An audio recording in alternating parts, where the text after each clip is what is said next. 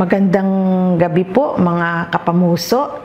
Tayo po ay magpapatuloy sa ating series para po sa ating panimulang devotion ngayong taon na ito. Ang ating pong paksa, kung di po nyo nakakalimutan, ay bagong taon sa nagdibabagong Panginoon. Ayan, purihin ng Panginoon. Last week po, ano po yung una nating naging paksa? Sige nga po, naalala nyo po ba? Ayun po, ang una po nating paksa last week ay baguhin ang laman ng ating bagahe o kaya tanggalin ang laman ng bagahe. Sabi po natin last week na tapos na yung mga nakaraan, lahat ng mga baggages po natin last year, no? Wag na po nating dalhin ngayong taon na ito. Sa halip, lagyan po natin ng bagong laman yung ating mga bagay, ng mga good memories.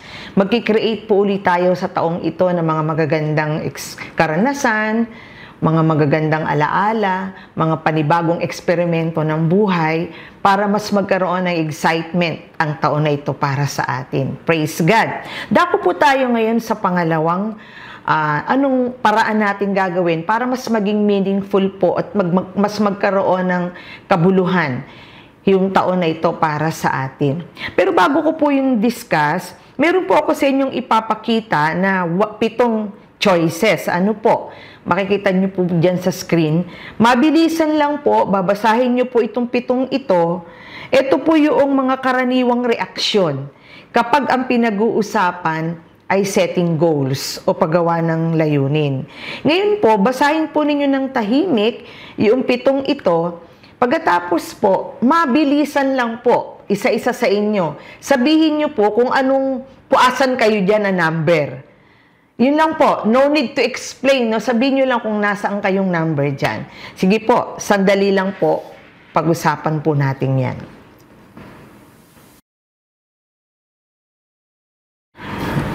Ayan po, salamat po sa inyong pakikisa. Ano man po ang tugon nyo rito, ano man po yung pinili ninyo sa mga number na ito, importante pa rin po na meron tayong layunin na dapat buuin ngayong taon na ito. So, ang paksa po natin sa ikalawang week na ito ay kamtin ang layunin.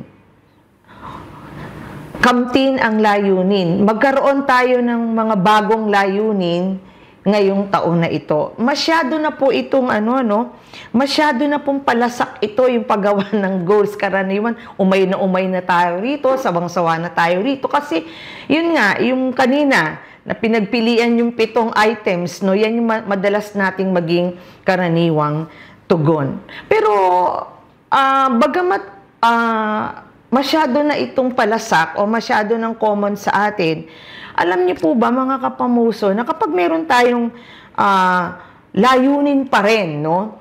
Ito po yung mga nangyayari sa atin. Unang-una, nakakatulong ito para makabuo tayo ng something.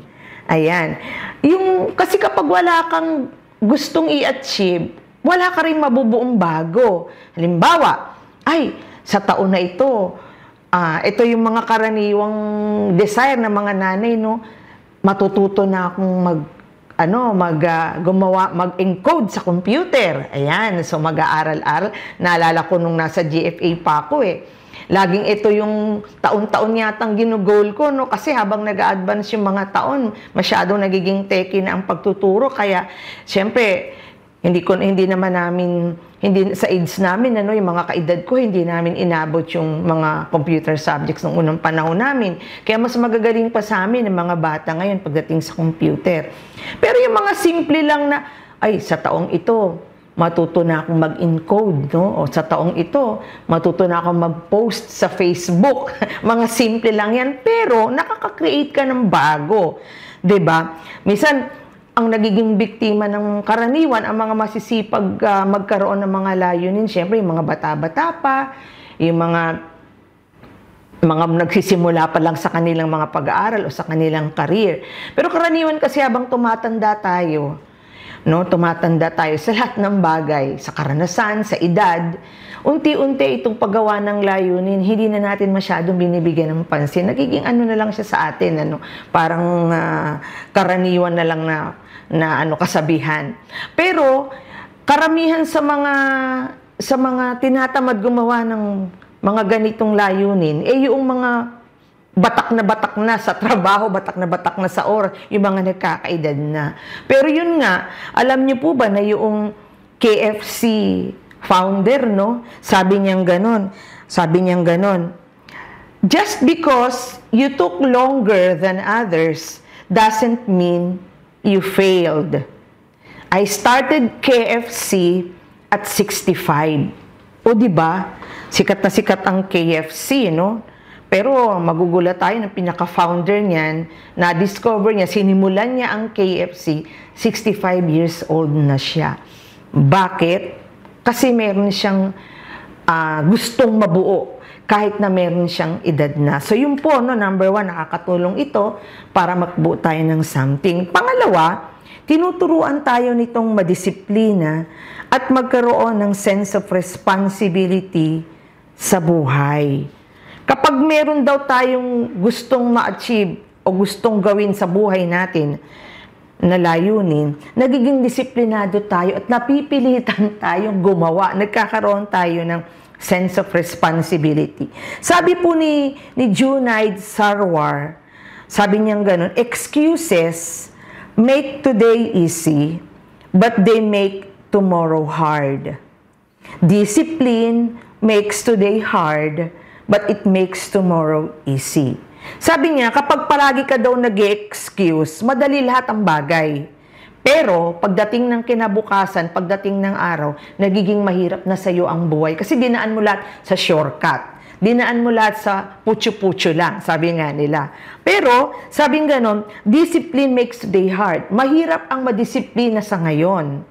Pero, pagdating naman ng mga araw, buwan, taon, mas magiging madali na ang lahat. Parang ano yan no? Parang pagdidisiplina ng bata. Madalas ito ang sinasabi sa amin ni Mrs. Cao noon nung nasa GFA pa ako.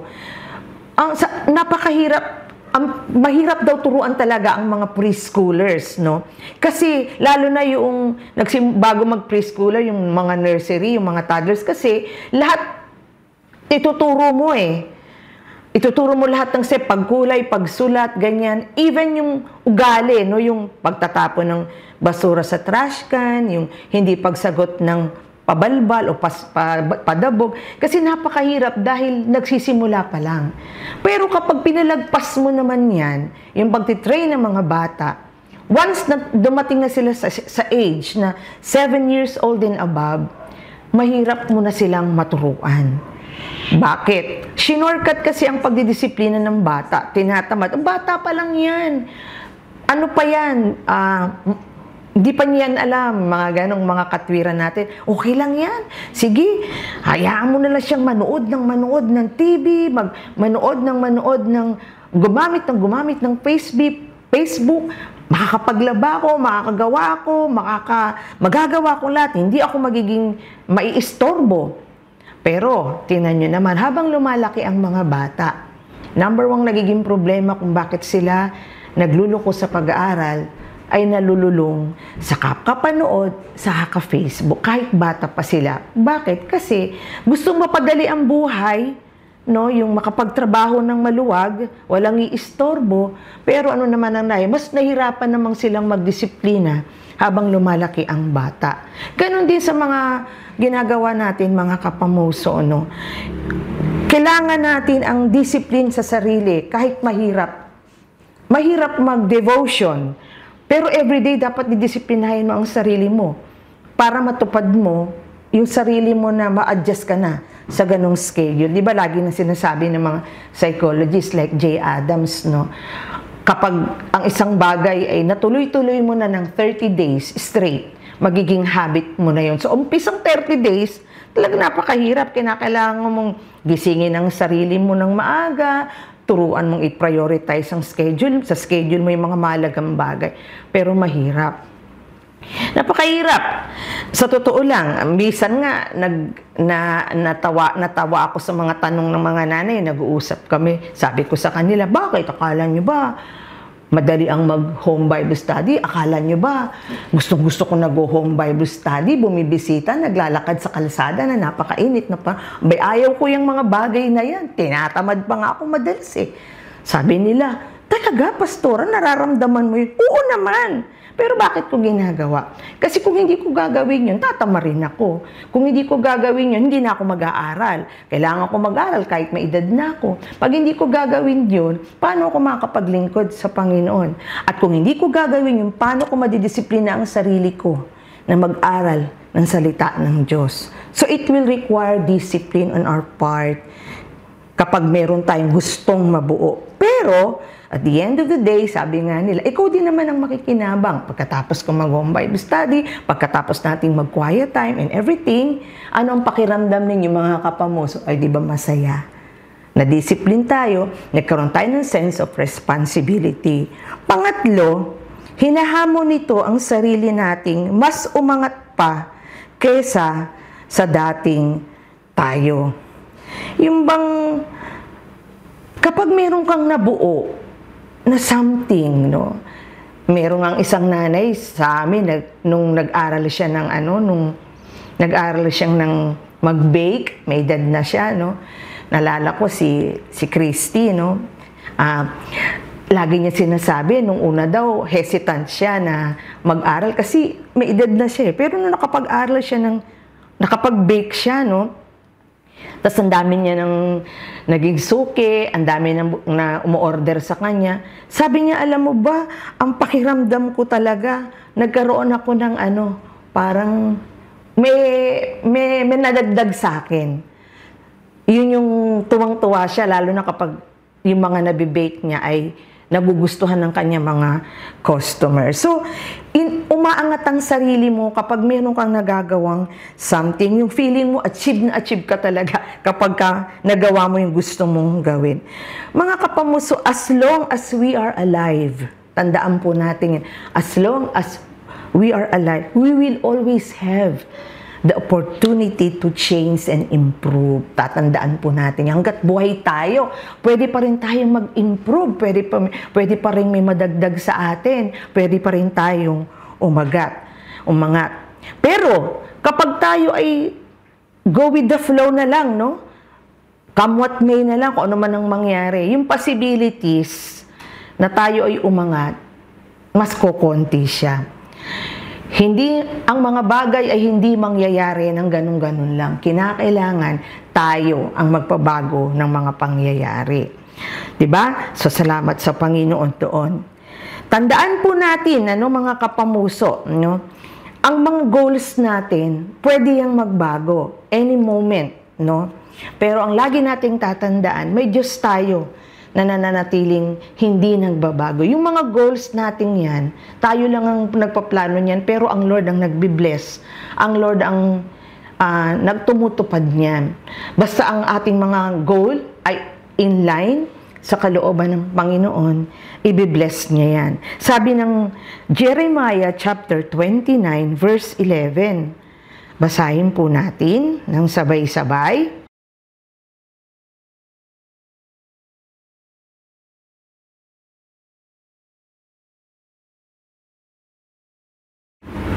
Ayan po, no? Sabi ganon, alam ng Panginoon yung mga plano niya para sa atin. Sabi niya, ang pinakamagandang sinabi rito, hindi ikasasama, kundi para sa inyong ikabubuti. Ito yung mga planong magbibigay daw sa atin na magandang pag-asa. Sabi ganun pa nung verse 12, kapag ka daw naganap na, natupad na natin yung ating mga plano, blinesan ng Lord. Anong sabi doon, no? Tatawag at tatawag tayo sa Kanya, dadalangin at dadalangin tayo sa Kanya, at sa gayon, yung ating mga plano, mas lalo niyang pagagandahin. Alam niyo po ba, tapos na ang Pasko, no? Pero nabasa ko po sa aking devotion guide, meron daw pong isang bata, no? Maliit na bata. Umupo siya doon sa nativity. Yung Belen, ayan. Yung batang ito, umupo siya dun sa Belen, no? Siyempre, meron dong mga figurines na nandun si Joseph, si Mary, tapos si baby Jesus. Ayan. Tapos itong batang ito, gumawa siya ng wish list. na gusto niyang mga maging regalo na ibibigay sa kanyang regalo, no, sa Paskong yun. Tapos sabi niya ganun dun sa kanyang wish list.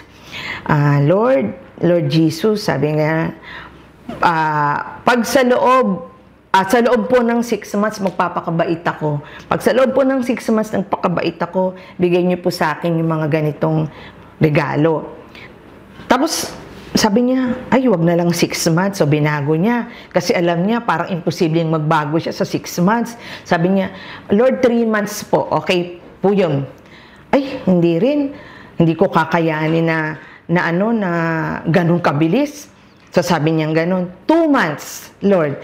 Pipilitin ko pong magbago. Ay, mas lalong hindi ko kakayanin. Laging naiisip niya na kaya ko bang magbago para ibigay ni Jesus itong aking mga hinihinging regalo. So, nag-isip siyang mabuti. Pagkatapos, tiningnan niya yung bilin. Alam niyo po ba, bata? Kasi ang ginawa po ng bata, kinuha niya yung baby Jesus, kinidnap niya, tinago niya. Pagkatapos, sabi niya gano'n, Lord, sige, sabi niya gano'n, pag hindi mo binigay sa akin ang aking hinihinging present, ayan, nanakawin kita sa nanay mo. Hihingi ako ng, tawag dito, gagawin niyang hostage, no? Yung baby Jesus, para daw yung Mama Mary, at saka yung kanyang Papa Joseph, magbibigay sa kanya ng mga presents. Medyo, syempre, hindi naman totoo yun, pero sa batang isip niya, siguro yung naisip niya na para mabigyan siya ng present. Parang ganun din tayo, no? Kapag ihambing natin yung sarili natin, hindi talaga madaling gumawa ng mga goals. Sa totoo lang. Karamihan nga niyan, palpak tayo. Pero ang kaibahan natin, sa batang isip na yun, tayo may access tayo sa Panginoon. Pwede tayong laging tumawag sa Kanya.